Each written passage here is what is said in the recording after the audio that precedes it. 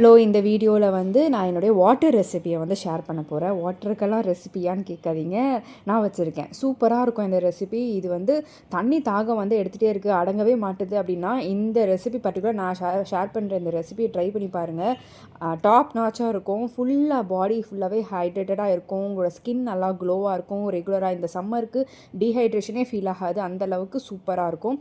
நான் மண்பானை எடுக்கல, இந்த வாட்டி வந்து செம்பு குடம் தான் எடுத்து வச்சு யூஸ் பண்ணிகிட்டு இருக்கேன்.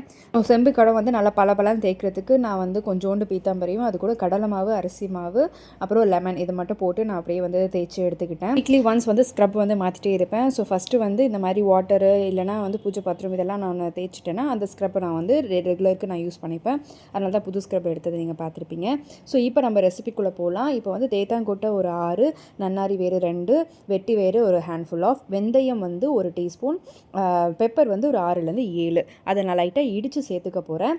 குழந்தைங்களுக்கு கொடுக்குறீங்கன்னா கண்டிப்பாக பெப்பர் வந்து ஸ்கிப் பண்ண வேண்டாம். ஏன்னா த்ரோட் வந்து ஃபஸ்ட் டைம் அவங்களுக்கு வந்து யூஸ்டப் ஆகணும் இல்லையா, அது இன்ஃபெக்ஷன் எதுவும் ஆகாமல் இருக்கிறதுக்கு அவங்களுக்கு லைட்டாக அந்த பெப்பர் வந்து ஆட் பண்ணி கொடுக்குறது நல்லது. சீரகம் வந்து வேணும், அந்த டேஸ்ட் உங்களுக்கு வேணும்னு நினச்சிங்கன்னா நீங்கள் ஆட் பண்ணிக்கலாம். நான் ஆட் பண்ணலை.